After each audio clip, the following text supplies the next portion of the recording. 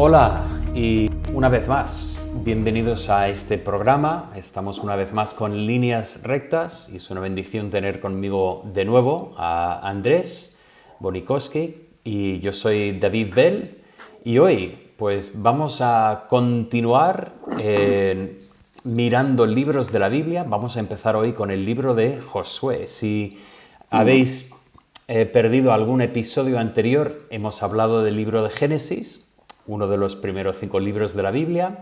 Hemos hablado de Juan, uno de los evangelios en el Nuevo Testamento, y hemos vuelto atrás al Antiguo Testamento. Hemos ido a los libros históricos y vamos a hablar hoy del primer libro histórico, el libro de Josué. El autor, Andrés, me parece que no tenemos una gran sorpresa aquí con esto, ¿no? No, el autor evidentemente es Josué. Sí. Y bueno, tiene la curiosidad del libro de que Josué muere en su mismo libro. Pero bueno, tampoco es algo muy extraño, ya que en Deuteronomio pues también el Pentateuco termina y el último capítulo narra la muerte del autor del Pentateuco o el escritor humano, ¿no? Entonces entendemos que puede ser Esdras o puede ser... hay varios candidatos a aquellos que igual juntaron los libros, editaron en cierta manera la palabra de Dios para terminar los libros, digamos. Entonces es muy posible que alguien, quizás Esdras, yo no sé si tienes otro candidato ahí, David, pero Esdras podía haber sido quien terminase de... Podría ser, aunque yo personalmente prefiero ir un poco antes, o sea, igual el que termina el relato de la muerte de Moisés es el mismo Josué y posiblemente uno de los allegados a Josué, podría ser uno de sus hijos, podría ser Caleb, pues relata esa Sí, última escena. Y tengo que sí, es decir que posible. hay los que dirían que posiblemente Dios, pues al ser un relato inspirado, pues posiblemente Dios pues inspiró a Moisés a escribir los eventos de su propia muerte y posiblemente Podría también ser, a sí. Josué. Podría ser. Sí, sí. Mi pensamiento personal es que más bien pues sería uno de los allegados en el Ha llegado. mismo, sí, en el mismo tiempo. Sí, sí, podría ser. La verdad es que no lo deja claro, pero lo termina de una manera coherente totalmente y no tenemos ningún problema con ese aspecto de que Josué es el autor del libro desde el principio a fin. Exactamente. Y cuando hablamos de la fecha del libro, bueno, yo puse aquí esto un poco para que tengamos pues un concepto aquí del tiempo. Más o menos 2000 años antes de Cristo, la fecha que veis allí, pues es una fecha disputada. Pero más o menos 2000 años antes de Cristo es la promesa de Abraham, la vida del gran patriarca. Ya entrando un poco más, tenemos el nacimiento de Isaac, la muerte de José y el nacimiento de Moisés. Bueno, ya vamos acercando más porque obviamente hemos estado con todo lo que es el éxodo de Egipto y el libro de Josué, pues si entendemos que el éxodo ocurre en el año 1446 a.C., esa es una fecha bastante normal ver en los libros. Pues entonces el libro de Josué empieza 40 años después, 40 años después de todos los años del desierto, así que desde 1406 hasta aproximadamente 1375 tenemos la muerte de Josué y tenemos que entender que el libro es publicado un poco después. Estos datos que nos menciona que Rahab todavía vive, también nos da un dato que la ciudad de Jerusalén todavía no había sido conquistada por el ejército de David. Eso nos dice que, bueno, igual el libro en su Se último publicó. formato Sí. va un poco más allá del último evento en el libro, que es 1375. pero ya hemos comentado esto, la última redacción que posiblemente añade el dato sobre la muerte justo en esa misma generación como tenemos así. Sí, eso es, que inclinaría la balanza hacia un allegado ahí de Josué en los últimos años, ¿no? Justo antes justo después de la muerte de él. Muy bien, pues vas a hablar un poco del contenido. Desde luego, yo suelo ver a Josué como parecido, en cierto modo, al libro de Hechos en el Nuevo Testamento. Tienen esa fuerte contenido en narrativa, ¿no? De contar una historia.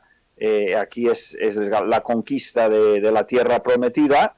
En el libro de Hechos es un poco la iglesia empezando a hacer y a cumplir su misión de salir a predicar el evangelio a toda la tierra. Tiene algo un poquito de parecido ahí en el formato.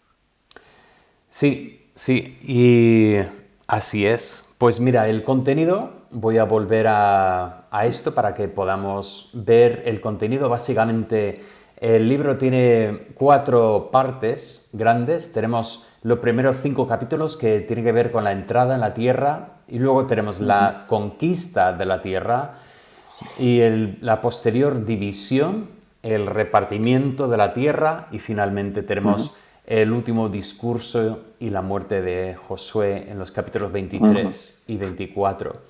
Los primeros capítulos son interesantes porque empezamos con la misión de Josué, y obviamente estamos viendo a Josué como el siervo de Moisés, y efectivamente toma el papel como Moisés había tomado para guiar al pueblo, y vemos como el Señor lo llama a esa misión. Curiosamente, el capítulo 2 es un poco de paréntesis. Estaba escuchando a uno que decía, se podría leer el capítulo 1 y saltar al 3 y ni te enterarías que había saltado un capítulo.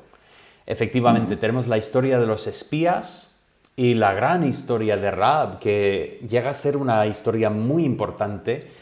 Yo Ya lo creo. comentaremos esto un poco más en otro momento, pero la misericordia de Dios hacia esos cananitas, los que están dispuestos a arrepentirse, y tenemos esto en la historia de Rahab.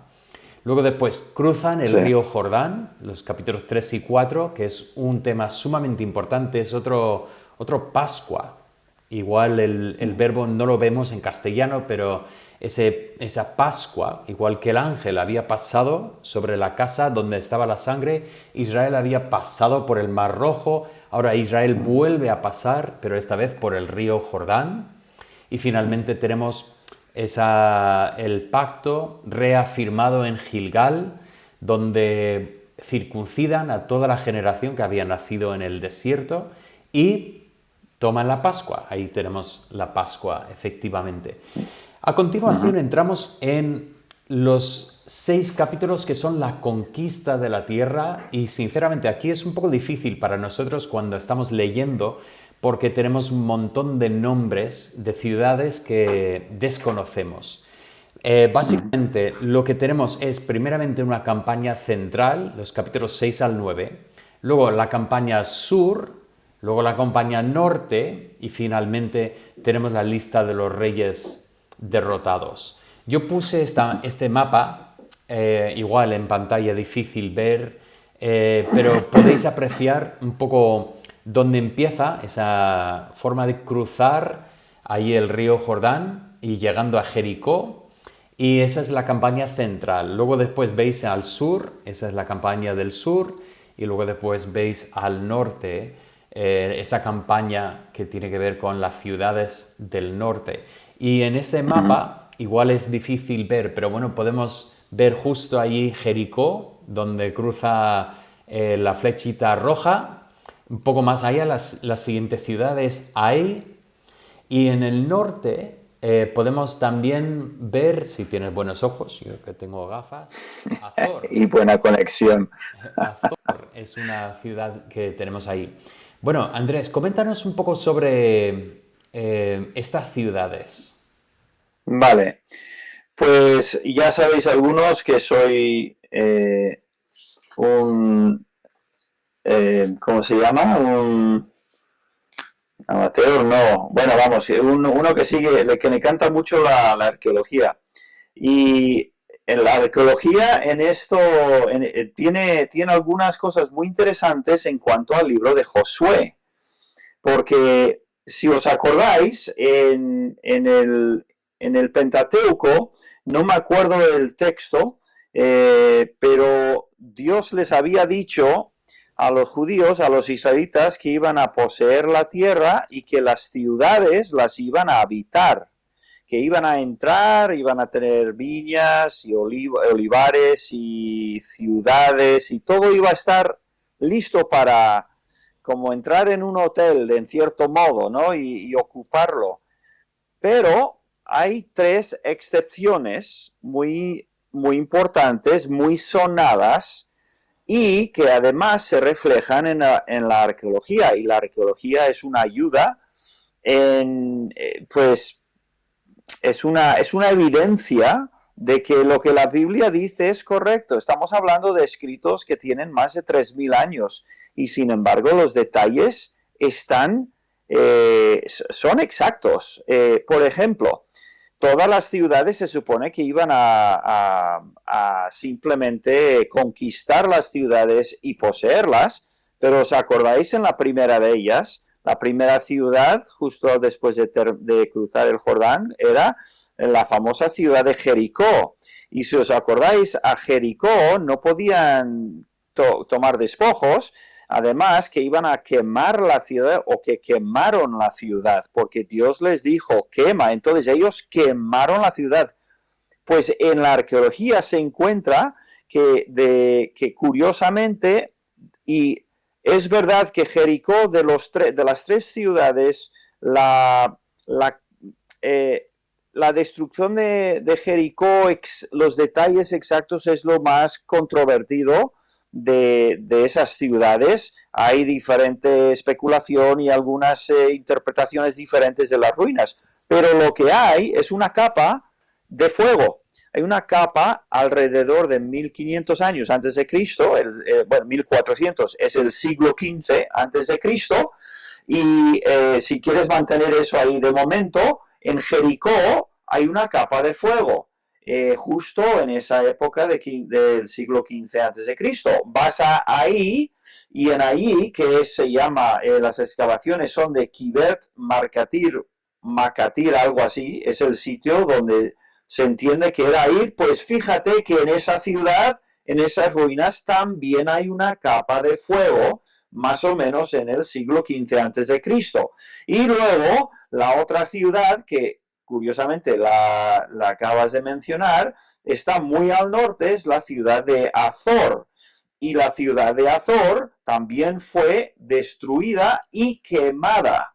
Entonces, y en Azor, cuando llegas a las ruinas de Azor, se encuentran dos capas de fuego. Una que corresponde al siglo XV, y esa sería la capa de la conquista con Josué, y la otra es del siglo XIII y coincide maravillosamente con la batalla que tuvieron Débora y Barak. También destruyen y queman esa ciudad. Entonces hay dos capas que coinciden maravillosamente con la historia bíblica. Y eso es un regalo de Dios, porque toda la conquista se hizo sin quemar esas ciudades, con excepción en la Biblia de estos tres, y en las ruinas coincide que cada una de estas ciudades tiene una capa de fuego y además Azor tiene dos. Entonces, la arqueología pues nos ayuda a ver que, oye, incluso la tierra, y podéis ver ahí en la imagen, ¿no? Entre las piedras y eso se ve ese carbón negro, y eso sería una capa aplastada de todo lo que se quemó, casas y palacios y todo lo demás. Así que Una de las cosas que pasa aquí, hay eruditas que dice no hay ninguna evidencia de una destrucción de Jericó en el tiempo de Josué. Pero ¿qué es lo que pasa? Ellos toman la salida de Egipto en el año 1290 y por lo tanto, diferente, sí. cuando buscan 1250 antes de Cristo, ¿qué es lo que encuentran? No hay evidencia de una destrucción. Y claro, lo que está pasando es que no están mirando en lo que es el marco cronológico que describe la Biblia. Están buscando más bien de acuerdo con las teorías liberales y por lo tanto no encuentran nada. Pero cuando buscas en el sitio correcto, y como en tantas, sí, perdón. Y como tantas veces, la filosofía de uno muchas veces determina lo que va a ver. Efectivamente. Bien, pues entonces hemos hablado de la conquista de la tierra en estas campañas con ese mapa. Luego lo que encontramos... Mire, ¿puedes volver al mapa? Sí. Mira, ahí podéis ver Jericó y ahí están en la entrada, en el centro, en la flecha que cruza por encima del Mar Muerto, y Azor está muy arriba, donde parece una araña. Sí, justo arriba está por del ahí. Mar de Galilea. Sí, aquí... entonces esos son ciudades muy distantes entre sí, los dos de abajo y el del norte, pero coinciden perfectamente en las características del yacimiento arqueológico en ese sentido. Correcto. Y luego a continuación lo que tenemos en los capítulos 13 al 22 es la división de la tierra, y una vez más es una parte muy complicada de leer, porque empezamos a leer, empiezan a mencionar ríos, montañas, y si no tienes un mapa delante es súper complicado. No obstante, bueno, os recomiendo que hay buenos mapas que se puede buscar. Es interesante porque lo que tenemos aquí es primeramente una división que menciona las tribus que están al otro lado del Jordán, o sea, las tribus, el tribu de Manasés, 2,5. Gad y Rubén, sí, la media tribu de Manasés. Y luego después, a continuación, nos relata pues la división de las tribus que están en este lado del Jordán, y luego después no habían terminado de conquistar, así que se hace un reparto por suerte, y una vez más nos relata las tierras que le toca a cada tribu para conquistar. Y bien, aquí hay... Bueno, se puede comentar un poco, pero tampoco creo que nos interesa intentar entrar en profundidad. Pero es interesante que empezamos a notar que la tribu de Simeón se mezcla con la tribu de Judá. Al final Judá ayuda a Simeón y al final se quedan mezclados en el sur, creando desde luego el territorio más grande. Recordamos que la tribu de Dan se quejó de que no tenía mucho terreno, de hecho... Se fue al norte. Se fueron al norte, pero es que no habían conquistado porque decían que eran demasiado potentes para ellos. Y qué triste cuando una persona no quiere heredar lo que Dios tiene para él porque piensa que es demasiado difícil. Bueno, fueron al norte al final, y por eso vemos a Dan dividida, una tribu dividida, en un sentido igual que Manasés también estaba dividida. Y por supuesto también están las ciudades de los levitas, ahí repartidas entre las tribus, y también las ciudades de refugio. Refugio, creo que son 6, ¿no? Yo creo que son 3 al principio y luego después se añade más, sí. Sí, 3 y 3 creo. Finalmente el libro termina con la despedida de Josué. Y ese momento que, curiosamente, Josué les pregunta, ¿vais a seguir a Jehová? Y luego les dice, no vais a poder seguir a Jehová. Y creo que es una lección importante cuando nos damos cuenta de que nuestra fuerza, efectivamente, no podemos seguir a Jehová en nuestras fuerzas. Siempre vamos a fracasar. Bueno, Andrés, ¿tenías algo más que querías comentar sobre lecciones de la conquista? Sí, Bueno, es curioso, ¿verdad?, que en la conquista de la tierra tenemos que son 6 capítulos de la conquista y los primeros 3 se básicamente, ¿verdad? El 5, el 6 y el 7, bueno, el 5 no es conquista en sí, pero comienza la entrada. Tenemos el 6 y el 7 dedicados a 2 ciudades. Uno es el famoso Jericó, una grandísima batalla. Eh, a veces suelo usar el término de la luna de miel, ¿no? Cuando justo antes o justo después de aceptar a Cristo, a veces el Señor permite unas tremendísimas victorias cuando se comienza un ministerio, a veces se ve una tremenda obra de Dios y luego llega la verdad en la que hay que vivir por fe y hay que aprender a hacer las cosas correctamente y claro, ahí vemos después del gran Jericó que con quizás un poco de autosuficiencia o qué sé yo cómo exactamente echar la culpa en cierta manera, pero claro, ellos van hacia ahí pensando, esto es un paseo, esto no nos va a costar nada y ni siquiera mandan a todo el ejército y todo, y se acercan y atacan ahí sin haber consultado siquiera con Dios. Y entonces hay ese capítulo dedicado a un pueblo pequeño, relativamente pequeño, pero que les puso oposición. Entonces, sigue de inmediato una gran victoria y esa en sí, esa es una lección que debemos de tener cuidado de que cuando Dios nos ha mostrado su gloria, nos ha hecho una grandísima obra, no nos olvidemos de mantenernos de rodillas y de buscar a Dios y de no pensar, vaya, aquí estoy yo, mira lo que he hecho, ¿no? Porque fácilmente vamos a tener o muchas veces vamos a tener que aprender una lección muy dura, que es la lección de ahí.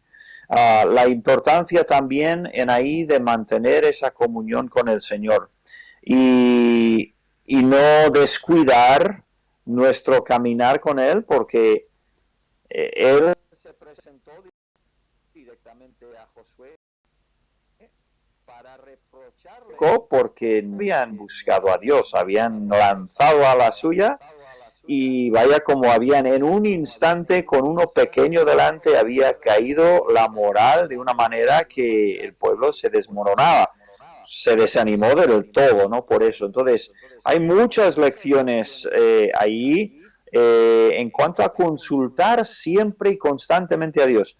David era muy bueno en eso, en consultar constantemente a Dios. En la conquista, pues aquí en ahí pasó eso y también con los ¿cómo se dice? Gabaonitas, creo que es. También ahí hubo lo mismo, ¿no? El mismo problema de meterse en líos porque no consultaron al Señor. Entonces, y luego una cosa más que se ve es de esos primeros capítulos de Jericó y ahí son las enormes consecuencias del pecado de solamente un hombre. Acán o Ahán, como se puede decir, su pecado tuvo ahí unas consecuencias graves, ¿no? Porque por su pecado murieron, creo que 36 en la primera batalla, por lo menos. Entonces, son lecciones muy prácticas de no avanzar sin estar agarrados de Dios y recordar que le necesitamos en cada momento, para cada batalla. Otra cosita era que Josué comenzó a liderar a Israel a los 85 años, que si bien vivían algo más que nosotros, pero era más o menos 2/3 de su vida, ¿no? Dios no tiene prisa. Y a veces lleva mucho tiempo prepararnos para el ministerio que nos tiene. Entonces, algunos tienen mucha prisa en entrar rápido, hacer la obra de Dios, muy jóvenes, cuando hay mucha energía, mucha visión, poca experiencia, poca sabiduría. Y el Señor en la Biblia vemos que Él hace que Moisés espere, hace que Abraham espere, hace que José espere, hace que Josué espere, hace que David espere. O sea, deberíamos aprender algo de eso, yo creo. Adelante. Sí, sí. Pues, y de hecho es interesante, cuando Josué muere, muere con la misma edad que José, y nos Uh-huh. menciona el tema de que habían traído los huesos de José con ellos, y Sí, hay una sí. conexión ahí entre estos Curiosa. líderes del pueblo de Dios. Curioso. Uh-huh. Uh-huh. Bueno, Sí, sí. vamos terminando para hoy. Tenemos más que queremos decir sobre este libro. Habíamos pensado solo hacer un episodio, pero siempre que empezamos decimos, bueno, hay más que queremos decir. Pero Saben más cosas, sí. Andrés, hemos estado haciendo esto de compartir pues uno de tus textos favoritos de Josué. Yo voy a compartir el mío, Dios mediante, la próxima vez. Pero Andrés, ¿cuál es uno de tus pasajes favoritos? Vale, pues no sé si robo el tuyo o no, pero creo que no. Pero a mí me gusta Josué 1:8. Es un versículo que lo he tenido memorizado desde hace mucho tiempo y muchas veces he compartido de este versículo también, porque la verdad que contiene es muy grande. Dice Josué 1:8, nunca se apartará de tu boca este libro de la ley, eh, sino que de día y de noche meditarás en él, para que guardes y hagas conforme a todo lo que en él está escrito, porque entonces harás prosperar tu camino y todo te saldrá bien. La, la verdad de que necesitamos la palabra de Dios, tenemos que estar comiendo y bebiendo de la palabra de Dios constantemente. Fíjate que nosotros tenemos 66 libros con una riqueza, con una biblioteca espiritual tan grande comparado a Josué. Josué tenía la ley y posiblemente Job.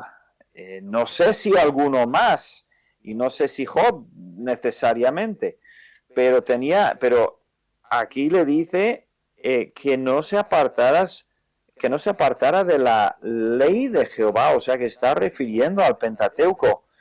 Yo pienso, ¡buah! Qué curioso, qué diferente sería tener solamente la ley, con toda la riqueza que tenemos en los salmos, en los profetas, en el Nuevo Testamento. Qué privilegiados somos. Y sin embargo, a Josué, Dios no le dio un manual militar para conquistar la tierra prometida. Le dio la ley y le dijo, no te voy a decir cómo atacar las ciudades, no te voy a dar un manual de cómo atacar ni cómo hacer una campaña militar. Eso te lo iré diciendo. Lo que yo quiero que sepas es que conozcas muy bien mi palabra y la obedezcas. Y si lo haces, serás prosperado. Y la ley de Dios, o sea, perdón, la promesa de Dios por todas las escrituras es que si sus hijos aman su ley y, y leen y se empapan de la palabra de Dios por amor al Señor, Él guiará sus pasos y seremos prósperos. Prosperaremos en todo lo que realmente importa. Así que es un versículo muy antiguo, en un contexto muy pequeño, pero la verdad que da es grandísima y eterna realmente. Así que me quedo con Josué 1:8. Pues muy bien. Y efectivamente, hay muchas formas de prosperar. Tristemente hoy en día hay personas que predican y cuando hablan de prosperar, lo único que les viene a la mente es Sí, económicamente. riqueza. Sí. Pero definitivamente me llama la atención que un libro que nos va a narrar conquistas de la tierra Uh-huh. empieza con la importancia de meditar en la ley de Dios. Eh, Amén. Eso es. Eso es lo fundamental para tener Uh-huh. éxito en el plan de Dios para nuestra vida, y eso no siempre significa que uno tenga dinero, pero hay formas de prosperar que son más importantes que lo económico. Sí, ya lo creo. Una cosa más es que lo repite David, lo repite Jeremías, lo repite Isaías, todo lo de que el que hace caso a su ley será como un árbol plantado junto a aguas y corrientes de agua y prosperará, dando fruto como debe, y eso lo va repitiendo a lo largo de todo el Antiguo Testamento. Muy bien, bueno, vamos terminando este episodio. Os recuerdo, si estáis disfrutando de lo que estamos dando aquí, os animo a suscribir al canal y así cada vez que publicamos un episodio, pues ya te notificará y podrás verlo. Bueno, Andrés, si te parece, voy a orar y terminamos este tiempo juntos. Bien, pues Adelante. oremos. Padre Santo, doy gracias por tu palabra y damos gracias, Padre, que podemos leer y meditar en tu palabra día y noche y que podemos así aprender esa lección que también aprendió Josué. Queremos que tú prosperes nuestro camino según tu voluntad, que encontremos tu voluntad y que la hagamos de todo corazón, que esa es nuestra meta para prosperar. Pido, Señor, por cada persona que escucha este programa, pido tu bendición, que lean la palabra, que entiendan tu palabra, que tu Espíritu Santo los enseñe por medio de la palabra y así que sigamos prosperando en nuestra vida espiritual, conociéndote más y mejor. Te lo pido, Señor, en el nombre de nuestro precioso Salvador. Amén. Y me hace pensar que algo que no he dicho, que tendría que haber dicho, es que el nombre Josué es el mismo nombre que Jesús, claro, en el Nuevo Testamento. Así que hablamos de dos tocayos. Interesante, que tenemos dos nombres completamente diferentes, pero efectivamente es en hebreo el mismo nombre. La misma. Sí, la misma. Muy bien. Muy bien, bueno, estamos en contacto entonces y Dios mediante volveremos pronto para otro episodio de Líneas Rectas. Que Dios os bendiga. Vale. Agur. Hasta luego.